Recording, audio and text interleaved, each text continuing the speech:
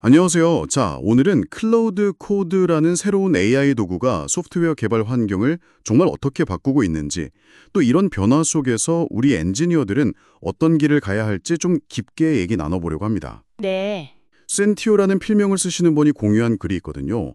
클라우드 코드 시대의 소프트웨어 엔지니어 생존 전략, 이걸 바탕으로 좀 이야기해 볼 건데요.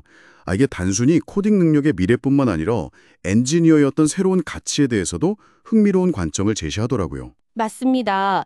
이 글을 보면 클로드 코드가 그냥 도와주는 도구 수준이 아니라 개발 패러다임 자체를 바꾸고 있다 이렇게 주장하고 있어요. 패러다임 자체를요? 네, 코드 생성은 기본이고요. 파일을 직접 읽고 수정하고 심지어 테스트까지 실행하는 능력.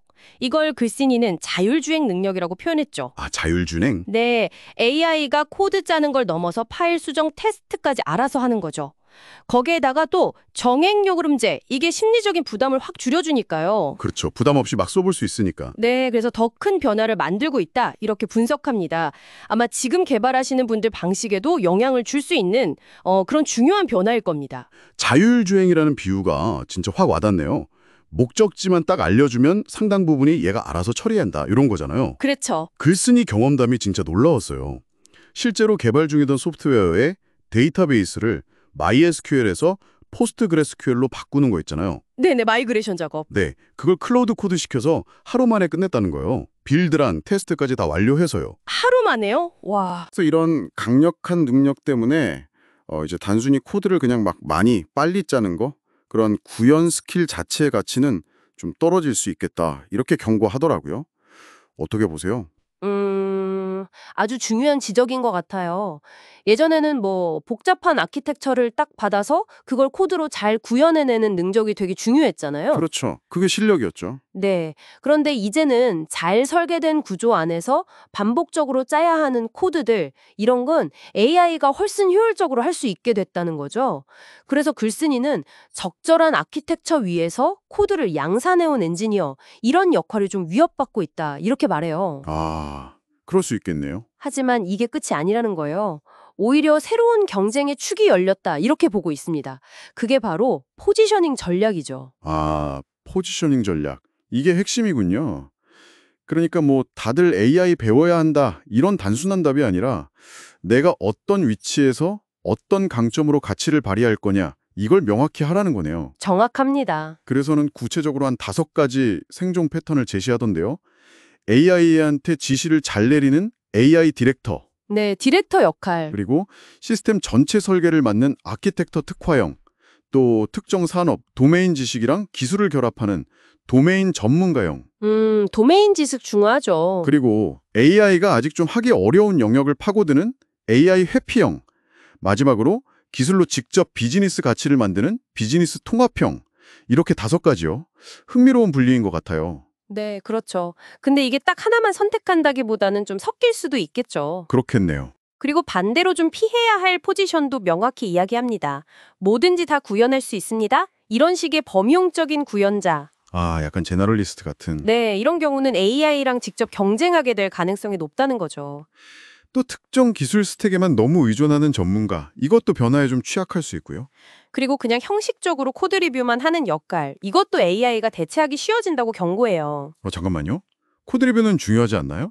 물론 코드 리뷰 자체는 더 중요해질 수 있어요. 그런데 이제는 그냥 문법 체크나 스타일 체크 이런 수준이 아니라 더 깊은 설계 관점이나 비즈니스적인 관점에서 통찰력을 제공하는 리뷰가 필요하다는 거죠. 형식적인 리뷰는 AI가 잘할 수 있으니까요. 그렇군요. 더 깊이 있는 리뷰가 중요해진다. 맞습니다. 앞으로 AI가 점점 더 많은 영역을 담당하게 될 텐데, 그래서는 중규모 기능 개발이나 API 설계, 프론트엔드 구현 같은 것들도 곧 AI 영역이 될 수 있다, 이렇게 예측하더라고요. 네, 상당히 구체적으로 예측하죠. 빠르면 몇 달 안에도 가능할지 모른다, 이렇게까지 얘기하던데요. 그럴 가능성도 충분히 있죠. 하지만 그렇다고 해서 인간 엔지니어의 역할이 다 없어지는 건 아니고요. 예를 들어서 복잡한 비즈니스 요구사항을 듣고 이걸 기술적인 솔루션으로 구체화하는 작업.